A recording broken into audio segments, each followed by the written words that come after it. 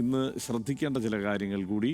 Kerala water അതോറിറ്റിയുടെ അരുവിക്കരയിലെ ജലശുദ്ധീകരണശാലകളിൽ അറ്റകുറ്റപ്പണികൾ നടക്കുന്നതിനാൽ തിരുവനന്തപുരം കോർപ്പറേഷനിലെ പേരൂർക്കട, ഒബ്സർവേറ്ററി, ഐരാണിമുട്ടം എന്നീ ജലസംഭരണികളിൽ നിന്ന് വിതരണം നടത്തുന്ന പ്രദേശങ്ങളിൽ നാളെ രാവിലെ 10 മണി മുതൽ രാത്രി 10 മണി വരെ ജലവിതരണം പൂർണ്ണമായോ ഭാഗികമായോ തടസ്സപ്പെടാൻ സാധ്യതയുണ്ട്. ഉപഭോക്താക്കൾ വേണ്ട മുൻകരുതൽ സ്വീകരിക്കേണ്ടതാണെന്ന് വാട്ടർ അതോറിറ്റി അറിയിച്ചിട്ടുമുണ്ട്.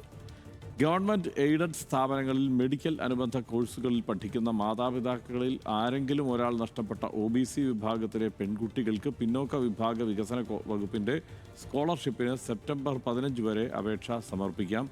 മുൻവർഷങ്ങളിൽ ആനുകൂല്യം ലഭിച്ചവർ അപേക്ഷ പുതുക്കി നൽകേണ്ടതാണ്. കൂടുതൽ വിവരങ്ങൾക്ക് വെബ്സൈറ്റ് സന്ദർശിക്കാം. സെർവർ തകരാറ് കാരണം പാസ്പോർട്ട് സേവാ കേന്ദ്രങ്ങളിൽ ഇന്നലെ അപേക്ഷ സമർപ്പിക്കാൻ സാധിക്കാതെ മടങ്ങിയവർക്ക് അടുത്ത ദിവസം തന്നെ സ്ലോട്ട് അനുവദിക്കുമെന്ന് അധികൃതർ അറിയിച്ചു. ഇതിനായി വീണ്ടും അപേക്ഷിക്കേണ്ടതില്ല. സ്ലോട്ടിന്റെ വിശദാംശങ്ങൾ ഇന്നോ നാളെയോ അപേക്ഷകരുടെ ഫോണിലും ഇമെയിൽ വിലാസത്തിലും ലഭ്യമാകുമെന്നാണ് അറിയിപ്പ്. സംസ്ഥാനത്ത് ഈ വർഷത്തെ +1 പ്രവേശനത്തിന്റെ അവസാനഘട്ടമായ സ്പോട്ട് അഡ്മിഷന് ഇന്ന് രാവിലെ 10 മണി മുതൽ അപേക്ഷിക്കാം. നാളെ വൈകിട്ട് 4 മണി വരെയാണ് സമയം. അപേക്ഷിച്ചിട്ടും ഇതുവരെ അലോട്ട്മെന്റോ പ്രവേശനമോ ലഭിക്കാത്തവർക്കും പുതുതായി അപേക്ഷിക്കുന്നവർക്കും ഒഴിവുള്ള സീറ്റുകളിലേക്ക് ഓപ്ഷൻ നൽകാവുന്നതാണ്.